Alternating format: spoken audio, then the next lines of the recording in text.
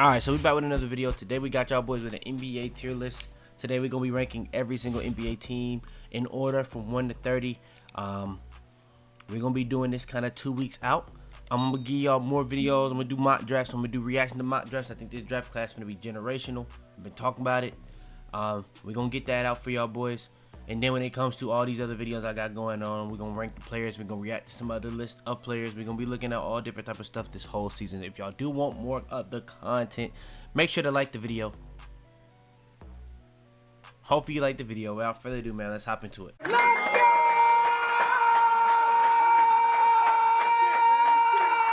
Alright, so hopping into it. We got the tiers. I'm literally just ranking them in terms of how good the teams are. I will probably do more tier lists in the future, ranking them across like actual tiers, talking about like best, elite, and all that. But yeah, let's keep it going. All right, Orlando Magic. I'm going to say I had very high aspirations for them this year. The Paolo Banchero thing is just a little too real in terms of what I be saying. They really just, I don't think they realize how good their team is outside of him, and I think they kind of just overrate him. I think a lot of people do, but I digress. I'm gonna say for now they're in that 16 to 20 range. They're underperforming at the same time as all that, but I do think they are better than some of the teams that probably have a little bit better record than them. But as of right now, I'm gonna say 16 to 20. The defense has not been as good as it was last year. Offensively, it's just not up to par yet. The Desmond Bane trade is looking pretty crazy right now because he has not been that great, but I do think it kind of is like a trickle down effect with the Magic right now. So I'm gonna say 16 to 20. Next we got the Rockets. I'm pretty sure the Rockets actually have a solid record right now. I know they just played the Spurs last night and they lost, I believe. KD hasn't been the crazy if you're just looking at box scores, but watching these games, honestly, the Rockets needed a scorer. But I'm gonna be real.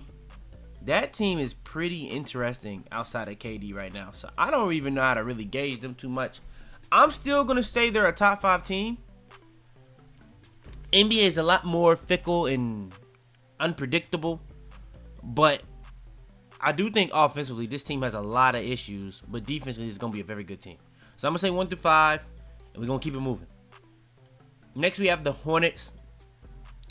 The Hornets are a very, very interesting team because they have a lot of injuries already. LaMelo Ball is injured every year. He's already injured. B. Miller's injured every year. He's already injured. They got some other guys that's already getting injured.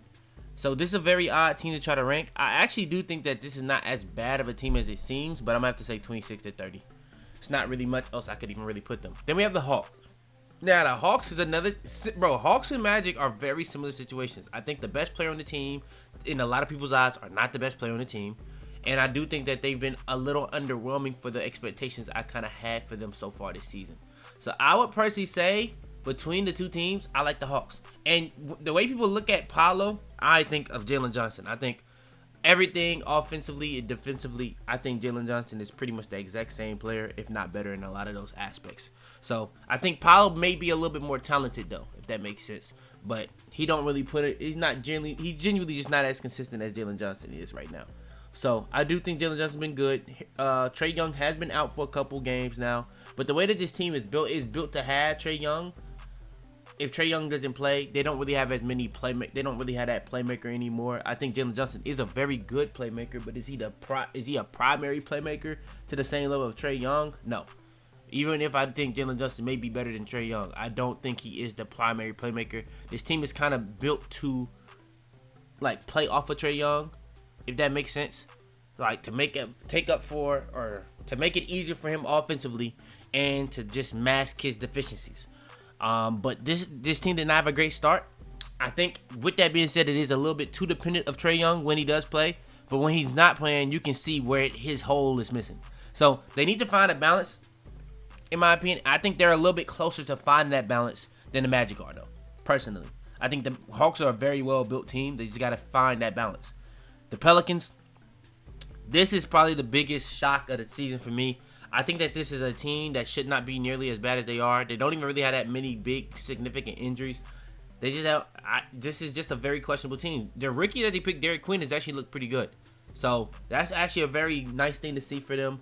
But outside of that, it's not been that great for them as a whole team. I don't even think Zion been that bad, but he hasn't been as good as I think people expected him to be. Even though I think Zion is very, very good and very underrated. But this year, with him losing weight, people thought that was going to just take him up a notch. I don't think people realize, like, his low center of gravity with the size he had was very tough to guard. He loses a little bit of weight. Maybe he gets a little bit more athletic. He was already a stupid athlete for the size he was at. Maybe he stays healthier is the hope. But if he's not playing to the same caliber, I don't know. And it does seem like he's a little bit easier of a guard at the same time, too. But we'll see when it comes to the Pelicans. I just don't think that this is right now is a good team, well-coached team in any type of shape or form. And this team is playing so bad, it's pretty much like they're tanking, and they don't have their pick. They have a very, very weird situation going on over there with the Pelicans. Next, we have the Spurs. Now, the Spurs are a team that has played exceptionally well to start the season. They've got their fair share of injuries, but for the most part, they've done a very good job. That's a top 10 team. I think this is a team that so far have showcased enough for us to say they're a top 10 team so far this year. Defensively, we already know what they're going to be able to do with Wemby back there. Offensively, Wemby has started to get a little bit less consistent. I don't think the way he started the season was going to be something that was going to last, because if he was playing like that the whole season, he's genuinely probably going to end up being the best player in the world by the end of the year.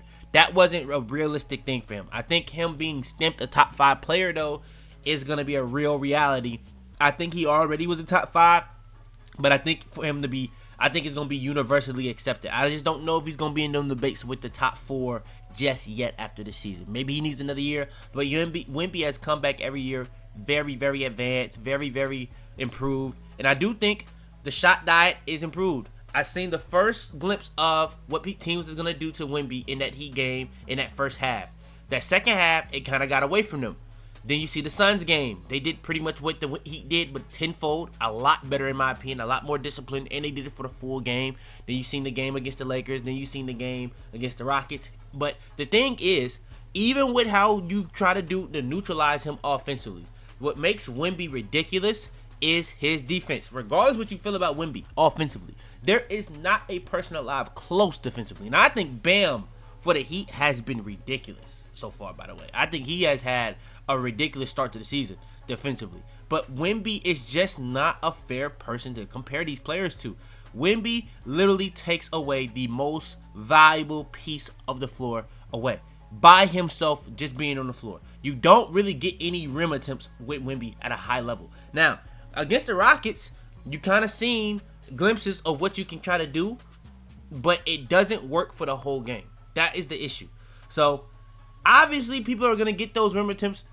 You know what I'm saying? It's basketball. It's not going to be completely taken away, but no one does it to the same level of Wemby, if it makes sense. It's just insane what he does in terms of rim deterrence, rim protection, shot blocking, all that. And then we're not even talking about everything else that he's done defensively in terms of impacting the team. So I do think Wemby does a lot for that team defensively. I think that this team is honestly built really, really well if they get healthy. They got those 3 guards, and the more I'm thinking about it, those 3 guards could work. I really do think that this is a team that could trade De'Aaron Fox. But honestly, think about it. If these guys do get injured like Dylan Harper has, it is nice to have 3 of them instead of just 1 or 2.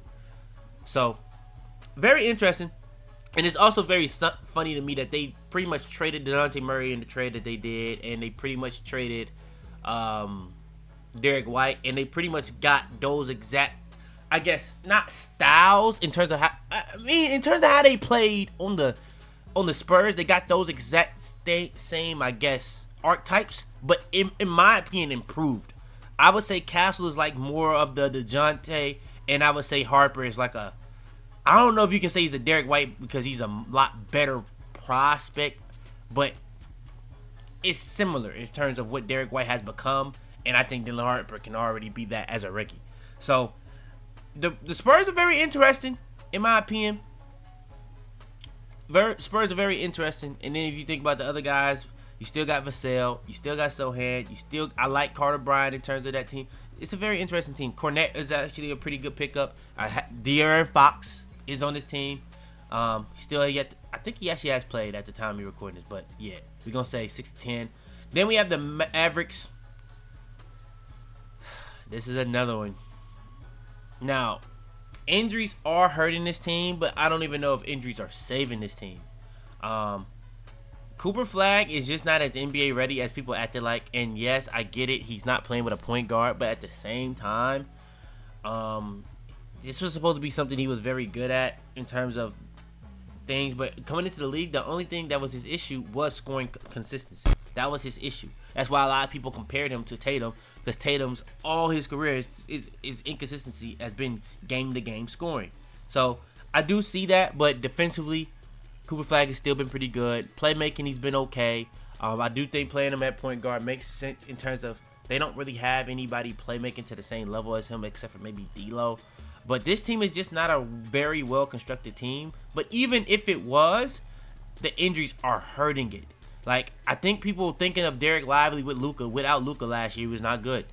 Gafford is a good player, but he's not as good without Luka. It's just not the same team, and you can kind of see Luka this year with the Lakers. He's turned DeAndre Ayton into a player that looks good. That be real, like you can say DeAndre Ayton is motivated because he's trying to get paid. You can say whatever, but yeah, I must say the Mavericks, man, they're down there, bro. They're down there. They're down there. The Clippers, this is another team that have honestly not been very good to start the season. This is a team that, for the most part, has been, I mean, it's a little, I would say, healthier than I kind of expected, because you think about the players that they have. A lot of these players are kind of older. I do think the way that they want to play is kind of anti what the league is going. Like, everybody's starting to speed up. I do think the Pacers have a huge impact on the league so far this season with how everybody is playing fast. Everybody. So I do think you got to give the Pacers a lot of credit for that, because the Pacers, what they did in the playoffs last year, showed a case that you don't have to have the most talented team to be able to compete with a lot of these teams. So I do think a lot of teams are taking notes from that, but the Clippers have just not been able to play that against this very good. Now I do think this is going to be a better playoff team than it is a regular season team. So I would probably put them above these two teams, but so far they have not looked great. They haven't. Then the Denver Nuggets have looked really, really, really solid. Cameron Johnson pickup has not been that crazy in my opinion, but the Nuggets have been pretty solid so far this year, in my opinion.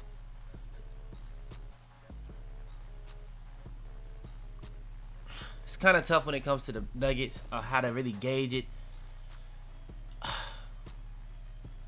Because Jokic hasn't really been Jokic, but he's starting to get it going the past 4 games. But to start the season, he really wasn't Jokic, and then he just wasn't really shooting, and now he's getting a little bit more aggressive. So it's just Jokic kind of being Jokic in some ways, where it's some nights where he just don't feel like doing it, I guess, and then some nights he just wants to turn it on.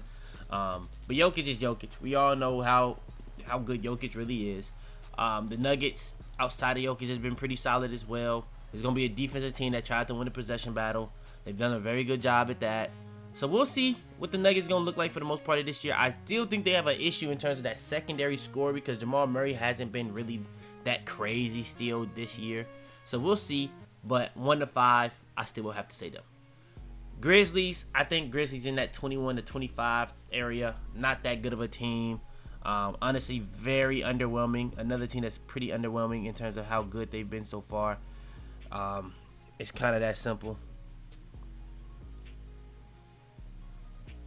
And yeah, I think Ja is having his worst year of his career. I think a lot of people saying he regressed, but the shot selection is just pretty poor right now. This is not a good team around him, but also he has kind of been a huge reason for it. He's not been good at any phase of the game that he's usually good at. Last year they had a very good offense. They weren't setting a lot of screens. He pretty much got the coach fired, in my opinion, from what I've seen from the outside looking in. They got him fired. They went from the 2 seed to the play-in a week, and they have been doing a free fall ever since from the Desmond Bane trade, which I honestly think right now the Grizzlies look like they have won, in my opinion, because Desmond Bane hasn't looked that good. They also got KCP in that trade, but they also got 4 first-round picks in that trade. So I do think that was actually a pretty good move by the Grizzlies in terms of future. I do think the Grizzlies probably need to trade Ja. Now, as a Heat fan, I'm not really opposed to getting Ja depending on the price, but if it's looking like a Desmond Bane price, I'm good. 100% good. So I don't know what to really say about the Grizzlies. I think that if they trade Ja, you might as well trade Triple J. It's not really a point in keeping both. Like, I think both of those. I think Triple J probably right now. I think Triple J has more value. I think the last few years Triple J has been better than Ja. I don't think it's really much of a debate. And even this year, when Triple J has not been playing as good as last year, Ja has just been that bad that I would probably still say Triple J. So the Grizzlies are a very weird situation. One thing I will give them, that Ricky Cedric Coward has looked pretty good. But outside of that, it's not been great. It's not been great. OKC. Shai is genuinely, like, his case for being the best player in the world is looking very good this year. I know a lot of people want to look at these stats that Luka, Giannis, maybe even Jokic are having, but what Shai is doing is ridiculous. Like, I think it's actually, people are becoming numb to it. He has played pretty much the whole season without J-Dub. Multiple games now without Chet, and they started the year pretty much undefeated through like 7 or 8 games. And in majority of these games, he's not playing the fourth quarter. He's still leaving the game with a crazy efficient 30. There's games where people was complaining about free throws. He goes and does like a 3-game stretch where he combines 3 games for like 10 or 11 free throws and still gets 30. I just genuinely don't know what y'all want from him anymore. Like, he can score in any type of way. I still think that if you watch him and then watch Luka, playmaking is not... The offensive player caliber of player that both players are is not really close in my opinion still. But the way Shai can really kind of carry this team to wins, it's kind of crazy in regular season right now. So I think Shai has been fantastic. The Thunder still very good defensively. The Thunder very well coached. One of the best players in the league. They've dealing with injuries for their second and third best player, and it hasn't really mattered. That's the best team in the league. It's just what it is. I think people don't realize they won the championship last year as the youngest team in the league. This is AJ Mitchell. Been very good for them. Yeah, this is very concerning. This is very, very concerning. Portland Trailblazers. Portland Trailblazers, in my opinion, they've been better than every team in 16 to 20. I think they've been better than the Hawks. I think they've been better than Magic. I think they've been better than the Clippers. Now, they play the Heat tonight. That'll be a very interesting matchup because the Heat have been pretty interesting, but Bam is out. Norman Powell got hurt a little bit in that Hornets game, so maybe Norman Powell misses out on this game. So that would be Norman Powell out, Tyler Hero out, and Bam. So that looks like a game that Blazers could win, but like I said, the league this year is so unpredictable. Especially when you think about the stuff that Spo going on with, like, he got a back-to-back and his house had burned down the morning of the Hornets game. The Heat got a lot going on right now, man. I honestly want them to tank, but I'm going to be honest, I feel so bad for Spo. I hope they keep getting these wins. Because I want them to tank so they can get this generational pick, you know what I'm saying? As a Heat fan, I need that. But I can't have Spo dealing with a lot of losses, going with all the stuff he's going through. It just don't feel right to root for. And when I'm watching the game, I don't root for L's. I'm a Heat fan at the end of the day, and I watch every game. But outside of watching the games, I really need them boys to have a high pick this year. So, yeah.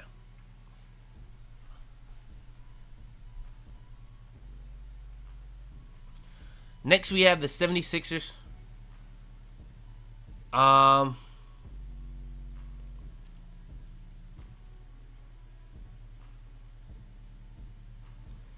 76ers, in my opinion, are kind of frauds. I think offensively they're pretty good. I don't think Maxi's going to keep up what he's doing all year, to be real. Now, I'm a big Maxi guy. I've always liked him since the draft. His rookie year, he was better than I expected, to be real, when he got drafted. After he got drafted, even though I liked him in the draft. Then he's constant improvement. I think for years he was underrated. Then last year he was a little overrated because he wasn't as good as he really should have been. And this year he's kind of getting back to that level of constant improvement. I think last year he had a little bit of regression. This year he's gained the traction to be the best he's ever looked. Now, I do think there will be regression. I do. But the issue with this team is defensively. Embiid is nowhere near the level player he was on either side of the floor. VJ Edgecombe is probably like their only real defender. Kelly Oubre gives them energy. Is he a good defender? I would say no. Quentin Grimes is probably another similar Oubre that doesn't really give you as much energy as Oubre, but he's another solid role player. But defensively, it's not really that good on this team. And the big man depth outside of Embiid, and Embiid is not Embiid anymore, it's not very good. And Jared McCain has come back, I believe. I haven't really seen much of him, so that could be a big deal. Maybe they just go all in on offense. But the thing with Nick Nurse, he likes to overplay players. So that could just lead with injuries, and this is already an injury-prone team. I just don't know how I feel about it. But I will say the 76ers have been pretty interesting so far. I'll put them 16-20 though. I don't think they've been as good as their record have shown. If we being honest, like to start the season, they played pretty much all the worst teams in the league, and yeah, they're just defensively they can lose to anybody, but offensively they're very, very good. I won't lie. Then we have the Wizards. I think the Wizards are actually the team that I actually like watching out of all the bad teams. Alex Sarr looks very good this year. This is a team that actually is a lot better than the record's going to be. But this is a team that does need to lose, and they're actually doing their job. I'm going to put them right down there in 26-30.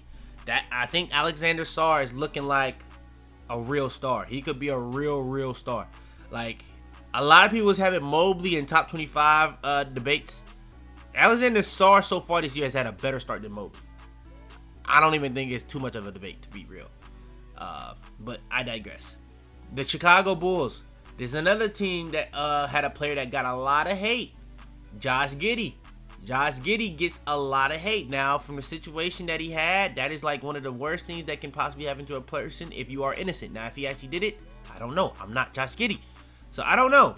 I ain't read too much into all that because I'm not acquaintance of Josh Giddey. I'm not family. I'm not a friend. I mean, it has nothing to do with me, to be real. But in terms of playing basketball, he was always just a kind of bit underrated with the Thunder. Honestly, the only reason he didn't fit is because the ball's not going to be in his hands, and he just wasn't a good spot-up shooter. Now, the thing is, Josh Giddey, the last 2 years, has improved as a shooter. Now, do I think he's going to shoot 40% for 3 the whole year? I don't know. I do think there will be a little bit of regression, but it's not unrealistic. I'm going to be real. I do think that a player like Josh Giddey at his age can get improved as a shooter. It's not like he was a bad shooter. He just wasn't a good shooter. And defensively, he was going to be the worst player defensively. But Josh Giddey isn't a bad defender. Josh Giddey, the way I would describe Josh Giddey, think of Luka. Luka is like extremely talented. So he just walks. He just casually gets stats because he's that talented. Giddey is a player that walks into stats like he doesn't force anything. He plays within the offense. Okay. Yeah, he plays team basketball and he walks into stats. Luka is so talented that he is literally the team. He is literally the scheme. Like, there's not really been a team that's built a scheme and offense around Luka. He's always kind of been that scheme. He's always been that offense. Giddey is not the caliber of talent Luka is, but it is similar in the way that he just walks into stats. It's easy for him. You know what I'm saying? I would argue that Giddey is a better rebounder than Luka. Playmaking is not close. I'm not gonna lie. Luka's a far better player. Scoring is not close. I'm not saying that Giddey is the scorer, the playmaker, but in terms of getting the stats, they do it two completely different ways. Luka gets it off of sheer talent. Like, Luka has one of the worst shot diets in the league. He's just Luka, so he can do it. Giddey, on the other hand, is just nowhere near as talented as Luka, so he has to play within the offense in terms of playmaking, in terms of scoring. But he's been very good. He's been very good, and he's going to get you... I think he could legitimately average 10, 9, and 9 this year. Legitimately. He could genuinely average around 10, 9, and 8 this year. 29 and 8. Legitimately. And I do think he's just a very good player at this point. Like, I don't really feel like he has any flaws. If the shooting is real, the defense, I think he can be a little bit above neutral defender. I don't really see the hate for Giddey no more. The issue is with this Bulls team, I do think that the team will have the regression. Like, I think there's some guys that they can trade easily, and this team future is going to look a lot better. Like Vucevic, if you can get a first or 2 firsts for Vucevic, a mission accomplished. If you can even get a first for him. Kobe White, I know a lot of Bulls fans like Kobe White for whatever reason. It's a reason why this team plays such a good free-flowing offense. I do think Vucevic has a lot to do with that. I won't lie. But I do think you have to make that sacrifice with Vucevic for the betterment of the team's future. Because, yeah, they're winning right now, but let's be real. This is not a team that's going to be in the playoffs. You can't win playoff series with a guy like Vucevic as your big man because defensively it's going to be a liability. It's just what it is. Kobe White is another guy that I do think should be traded. I just don't think he's going to fit with the way that they want to play. He's a guy that just has to get a lot of shots, and I don't think that really fits with how they want to play. He's not a good defender, and he's not a good playmaker. He's just really a scorer. So I don't really think that this team needs that. I do want to see what's going to look like when Noah gets real PT. Matas has been not as good as I honestly expected, but he's been okay. He's been okay. I think this Bulls team is actually pretty solid so far. Honestly though, I don't think they're gonna end. I know they have a good record right now, but I don't think they're gonna be. I don't think by the end of this season they're gonna be. I don't think they're actually a better team than any of these two teams in 16 and 20. I don't think they're actually better. I think that they've have a better record. I think that they've. That's tough. Is this about who's performing the best? I think it's similar to the 76ers where the defense is fantastic right now. Or not the defense, the offense. If you want to talk about watching teams, the Bulls might have the best team to watch offensively in terms of offense right now. It's either them, well, the Heat kind of started getting injured, so it probably is the Bulls. The Bulls are very enjoyable to watch. It's just, I don't think that defense stuff is real. Like, teams at one point were shooting 25% for 3 on them. I don't think that's going to last. It's a couple things that I just don't think is going to last for the Bulls. I do think Ayo coming back will be big for them. I like that. I like him with Giddey. I like Matas. I like Noah. They don't really have a future young big in my opinion, but for the most part, yeah, that's what it is. Next, we got the Jazz. I think the Jazz are another one of those 21 to 25 teams. I think that this is a team that actually is going to be a bad team that's competitive. Nothing too crazy. I might end up lowering them, but I do think they're in that 21 to 25 area for me. Then we have the Knicks. The Knicks had a really interesting start, but they're starting to get it going. I would probably say the Knicks right now. I'm looking at these teams. I have to rank coming up. I'm going to say 11 to 15 for now. I'll probably end up raising them to be real. The Timberwolves. I think the Timberwolves and Knicks are very comparable. I think they're pretty much side by side. I think the Knicks right now. That's a tough one. I'm going to be real. Because they did play. But I don't know who I think is really better right now. Like, I think Knicks with Jalen Brunson, Towns, OG Anunoby, Mikal Bridges has a good core. But the depth around that core is not as good as the Timberwolves were. The Timberwolves have just as good of a core, but they have more depth. I'm going to honestly go with the Timberwolves. But the Knicks are in the East. But that's not what I'm ranking it based off of. I'm actually going to go with the Timberwolves. Even though the Knicks beat the Timberwolves, I'm going to go with the Timberwolves because I don't think game to game is the same thing as in the NFL. Like in the NBA, you have to win a 7-game series. Winning a one-off game is not enough, in my opinion. So I'm gonna say 11 to 15. Then we have the Heat. Now the Heat, honestly, is a very tough team to predict or to rank because they've been very, very good. They're one of the best coach teams in the league. That was before this season. But Spoelstra hiring like an offensive guy, an offensive coordinator type thing, where the offense have been improved. They've adapted to the modern day league. Finally, offensively, they still have not played a game with Tyler Hero. Bam just got hurt. They still won without Bam. This is a team that's very interesting in my opinion. I think they actually have some pretty solid wins. They have some wins against bad teams. They have some. I mean, every loss that they've had so far, to be real, honestly makes sense. It's not like the Lakers game is the only one that was kind of questionable in my opinion. But even then, like the Heat don't have nothing in comparison to Luka. And then you see how bad the Heat shot in that game. The fact that game was even close was kind of crazy. The rest was very, very bad in that game for both sides, by the way. And I'm not saying this because the Heat shot more free throws. I'm saying it like if you watch this game, it was literally every possession on both ends at one point. It was a whistle, whether it was free throws or not. It was like games like that is why NBA watching it can kind of be rough because the refs can be really bad in terms of just not letting the players play sometimes.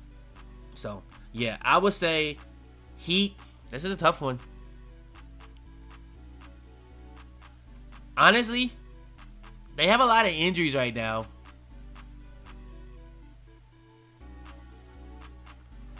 Bam out. Hero out. Apparently, Bam may be out 3 to 6 weeks. I don't really believe that. Because Bam usually doesn't be out for a long time. But if he is, that's a pretty big deal. Because Ware has not been good. Jokic has not been good at all. Jokic is very surprising to me right now. Because defensively, he's been very good. But with us speeding the offense up, I would have thought he would have been a guy that flourished with this. I knew Jaime would flourish with this, but I thought Jovic would be another guy. Where, for us not using screens a lot, it makes sense for him to not be that good. But he kind of is soft. He don't really play with energy at all. The IQ and awareness is bad. It's just really all over the place with where I don't really know how to really... I just don't really see where this is going to work out for him in terms of with the Heat, personally, even though he is supremely talented. But I don't think you can just get away with just being supremely talented as a big man. So I don't know how to really gauge him for the Heat, unless they can just fix a lot of those issues. But those issues are not easy to fix at all. So I don't know how to really gauge that one, to be real. But then you think about guys like Pelle Larsson. I've been huge on him before the season. He's been very good for us. Jaime, like I said, has been very good. Davion, I think what he's doing right now is not really crazy. If you know Davion, he's just an okay player. And if you're watching the games, he's just been an okay player. He's not playing beyond his abilities. He's not playing underneath his abilities. He's just playing within his realm. A good defender. He's not really making exceptional passes. He's just playing within the team, and he's getting assists off of it. So if you're looking at his assist numbers thinking he's one of the best playmakers in the league, I'm sorry to tell you that's not true. If you think he's one of the best offensive players in the league, I'm sorry to tell you that's not true. He's an okay overall player because he's not a good offensive player, but he's a very, very, very good defensive player. And it's working right now. Now, when Hero and Powell come back, I'm interested to see how this team works because there is a lot of question marks about this team in terms of how they're playing right now because they're very good defensively, but they're also scoring. And it's kind of a tough team to beat right now because at the end of the games, they have pretty much 5 locks on the court at all times outside of Powell, who is not a terrible defender, but he's not a good defender. So it's very rough to kind of say. And Wiggins has started getting the defense going a little bit lately, but to start the season, he wasn't good. So we'll see. But this Heat team is a very interesting one. In terms of play, I would probably say here as an overall team, I do think the Bulls is a little bit faker because defensively they've not been good. Teams are just missing 3. The Bulls have just not been that good of a defensive team. The Heat have actually been, like I said, Bam is having arguably his best defensive season so far. He's played against a lot of top bigs so far. He's been good. It's just offensively, the Heat has also been arguably the best team offensively in the league. And that's what all these guys been missing time already. The Heat have dealt with a lot of injuries already. So I don't know. But because I put the Bulls down here, I'm going to have to put the Heat down there too. Personally. Then we have the Lakers.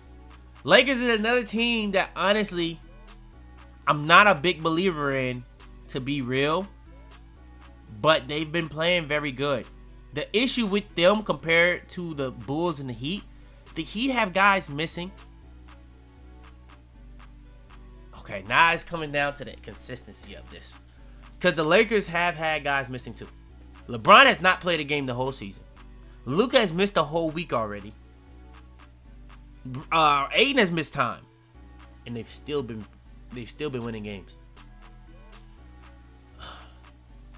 Lakers, I don't think is a good defensive team. But they're going to be able to score the ball. And whoever the first option is out there with the Lakers right now, amazing basketball. Now, JJ Redick, outside of coaching that, I don't really see what he does for the most part. I think first option hoops, he's a very good coach. Outside of that, it's kind of questionable. I think Jake LaRavia has actually been pretty good for them. Rui has been up and down for them so far this year. Marcus Smart has given them pretty good energy in his minutes. Jackson Hayes has given them pretty good energy in their minutes. It's just, they don't really have a lot of good... The issue with the Lakers, they don't really have a lot of good players outside of LeBron, Luka, and Reeves. I actually do buy the Jake LaRavia minutes in terms of what he brings to the table because he's a guy that can knock down shots, guy that can play defense, and he's a guy that can attack closeouts, and he's actually a good hustle guy. I think that actually is something that can work. I don't think he's just a hustle guy. I think he's actually a good role player. In terms of what he brings to the table, watching him, I think he's actually going to work out for them in terms of how they're built. Because that's the exact thing, prototype I just described is perfect for a team that has Luka and LeBron. The issue is, I do think they need to trade one of these 3 for pieces, whether that be big man or whatever. Aiden, I do think is going to work with this team in a regular season. In the playoffs, when they play a certain, like they play the Timberwolves, we'll see. I think that's a team that they could beat with Aiden. But when it comes to a team like the Nuggets, a team like the Thunder, it's very interesting. They play a team like the Warriors. LeBron is the X factor in that series. They could beat the Warriors. I'm going to be real. Who else in the West, though? Spurs is a very interesting matchup as well. I won't lie. The Rockets are a very interesting match. It's a couple interesting matchups. Only two teams I don't really see them beating for real is the Nuggets and the Thunder. Outside of that, it's a very interesting matchup for some of those top teams. So honestly, the Lakers are very deserving of the top 10 actually. The more I think about it, they're actually deserving. Because, yeah, they got LeBron missing, but this team is not missing a beat. And honestly, you could say last year that they were better without LeBron in minutes. They were better without Luka in minutes. They were better without Reeves in minutes. Like, if one of the three is missing, they've been very good. And I think that's more because JJ Redick knows how to coach an engine. Outside of that, I don't really know how much he does, but you got to give him credit because they're winning games. So that's just what it is. They're winning games. I think that's a regular season thing. Will that work in the playoffs? I still don't know, and I don't know if I really believe in it. But for right now, I'm gonna give them the top 10.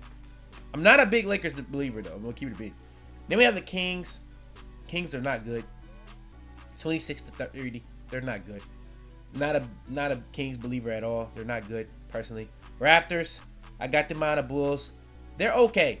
Nothing crazy. They're okay. Not a big Raptors team person at all. Next we have the Pistons. Now we having those convos. Last year I was telling people in the regular season, Cade was better than Jalen Brunson. Cade was better than Curry. Cade was better than Ant. Cade was better than D. Mitch. And I honestly don't think it was really much of a debate.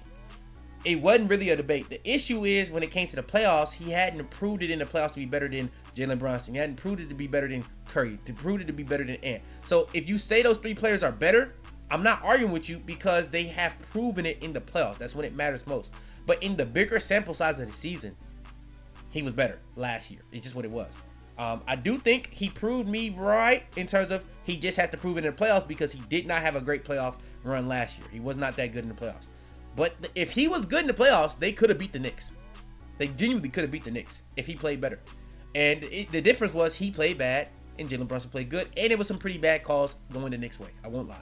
So, honestly, right now, though, with the way the issue is this year, though, Cade was already very good last year. He had a rocky start to the season. He's getting it going now. I think people kind of underrate how good of out of all those guys, I said he's the best defender. He's better defender than Ant, who is probably the only comp I said. The only guard that you can say no debate right now is better than Cade right now, no debate, is Shai and Luka. Those are the only two guards. Everybody else is a debate, and I would give you those because of the fact that they've done it in the playoffs, personally. But Cade right now is playing out of his mind, still. He's kind of carrying over that regular season form from last year into this year, what we've seen so far. And Duran is the person that really was the question mark, the X factor. Defensively, he looks more solid. He always was a great rebounder. Offensively, he wasn't the greatest. He's looking a lot better this year. And Isaiah Stewart is shooting the ball. Defensively, that duo has been very good. Star Thompson is, in my opinion, he's had a little bit more progression than Amon. I think Amon has been good, but I think Asar has been more improved in terms of from last year to this year, if that makes sense. So I do think that this is actually a pretty interesting team because even Tobias Harris, who's looked good last year, hasn't been that great so far this year either. So it's interesting to gauge this team. I'm going to put the Pistons in terms of how they've played so far. I think they're 11-15. Would I take the Pistons in a series versus the Timberwolves right now? No. Would I take the Pistons in a series against the Knicks right now? No. Honestly, that is how I'm doing it. So I actually have to put the Lakers down here. Because I'll probably take the Lakers over the Pistons, but I don't think I would take the Lakers over Knicks or Timberwolves in a series right now, personally. I don't think I would. Because that's kind of how I'm ranking it. Suns have been pretty good. I've actually enjoyed what I've seen out of the Suns. We're actually going to have to start raising some of these teams for sure. Yeah, we're going to have to start raising some of these teams for sure. Suns, I think, are like legitimately right here. I really enjoy watching the Suns right now. I'm going to put the Heat right there. I really enjoy. You could really argue the Suns are above the Heat. Honestly, I'm going to get the Bulls the benefit of the doubt because they have a better record than the Heat. And the Heat have a little bit more injuries. I'm going to get the Bulls above the Heat because they're like 8-2 or something like that. So I give them the credit for that. But overall, I don't think it's going to last. The Pistons, I think it's going to actually last because defensively they're going to be good. And they have one of the better engines in the league in Cade. And Cade, limiting his turnovers is actually drastic improvement if you know about Cade. He's always had like a turnover issue every year in his career, but besides the injuries. turnovers was the biggest thing until last year because the injuries went away and the turnover stayed the thing. If he's fixing the turnover issue this year, it's gonna be very interesting with Cade, man. It's gonna be very, very interesting. The Pacers are one of the worst teams in the league. They might be the worst team in the league. I don't know. I'm gonna put them here. We're gonna have to raise some of these teams again. And yeah, one of the worst teams in the league. I actually put the Pelicans and the Mavericks behind them. Low-key put the Pacers above the Wizards. Low-key, I get a Hornets the edge, to be real. Those two teams are comparable. I do think the Pacers have been more competitive, so I actually put the Pacers above them. Next, I got the Cavs. Now, the Cavs are getting healthy now. They got Garland back. They got pretty much their core four back. I think this is a different team with their core four. I think that's a top 5 team in the league, man. I think that's the team in the East that actually is threatening. That's an actual threatening team in the East if they have their core four. I think they're going to be very good defensively. I think they're going to be very good offensively. Yeah, I think the Cavs are very, very good. They have one of the best guards in the league with D. Mitch. If Garland can play to the form that he had last year, that's another very good guard. Evan Mobley, Jarrett Allen is a good big man duo. I think this is a very, very good team. And they got pretty good depth outside of them too this year with the guys they have. So yeah, I like the Cavs. Next we have the Nets. The Nets are probably the actual worst team in the league. So we're gonna have to raise these guys again. Yeah. We're gonna have to raise these guys again. Yeah, the Nets are actually the worst team in the league. It's kind of just that simple. And yeah. I'm gonna have to say, ooh, yeah, Lakers, you gotta go up. I'm already seeing it. You gotta go up. Pistons, you gotta go up. I don't think any of these other teams are gonna go up there. Are the Spurs a top 5 team in the league right now? They might be. That seems crazy to say. I won't lie. That might be real though. I'm gonna keep it a bean. That actually might be real. All right, we got the Warriors though. Warriors are really weird to rank because they kind of getting injuries now. Curry, their offense has always been built off Curry, so people was like, even when KD was there, they was losing because that offense has always been built around Curry. It's just what it is, and they never really adapted that one aspect of it. But defensively, it's still gonna be a good team. It's just not gonna be the same caliber of team without Curry. If Curry is playing, this is obviously a very good team. They're right there with the Lakers for me. I don't know which team is better, personally. I trust the Lakers' defense a lot more than the Lakers, but Luka looks like a different level right now. Being real, Luka looks like a different level right now. So I probably actually got to go Lakers. I don't know. The Warriors don't have anything for Luka. It's not even like I don't know. They don't have anything for Luka, and they've never had an answer for LeBron, even when they were beating them. So that's a weird matchup right now for the Warriors. So I'm going to actually have to go Lakers. If that was a series, I might actually have to go Lakers, personally. It's not crazy to say the Lakers are top 5. I think it makes more sense to say the Lakers are top 5 and Spurs are 6, to be real. Because I can't say the Timberwolves are top 5. I can't say the Knicks are top 5 right now. They've been too inconsistent. I might actually have to say the Lakers are top 5, bro. I don't like it. I definitely am a Lakers hater. I can't lie. But I got to be unbiased in these videos. And yeah, they probably are actually top 5 right now. That's kind of crazy. That's kind of crazy because I just genuinely don't believe in a lot of those guys outside of those top 3. But they do got Aiden, Jake LaRavia, Rui. I don't really believe in anything else for the most part outside of that. Like I said, Hayes gives them good energy. Smart gives them good energy. So we'll see. Yeah, I guess they top 5 for now. Then we have the Bucks. The Bucks have actually been pretty interesting so far this year. Bucks are a weird team because I think that this team outside of Giannis isn't that good, but they got some guys that's playing pretty good. Ryan Rollins has looked pretty good so far. Miles Turner is kind of an upgrade from what Brook Lopez was giving them for what, like in terms of the profile Brook Lopez was giving them. Miles Turner is pretty much that exact same profile. It's just he's younger and better now. So that's actually a pretty interesting. But Ryan Rollins has actually been pretty good for them. Outside of that, this team is not really that good though. So that is kind of a big deal. I don't really think that Giannis does a lot for how high this team is going to be, and I'm going to put them 11 and 15. I'm gonna put them 11-15 because Giannis does a lot for that. And then we have the Boston Celtics. I'm gonna actually put the Raptors up here. I'm gonna put the Celtics right there with the Grizzlies. I think that's a good spot for them, personally. A team that can compete in games because of the way that they play. They're gonna shoot a lot of threes. They're gonna play good defense, but they're not a good team. They're not a good team. And Tatum fans were trying to get off these takes, but like they a lot of the guys that they've been depending on these last 2 years, like Porzingis, Drew Holiday, Cornette was very good for them last year. It's a lot of guys. Al Horford is going. It's a lot of guys off this team that just not on that team for the last 2 years. And they picked up Anthony Simons, who's been bad for this team. And yeah, it's just what it is. But yeah, that's my tier list of the team so far this year. I don't even know if I fully agree with a lot of this, personally looking at it. If I was to make some changes, I'd probably put the 76ers below the Heat and the Bulls.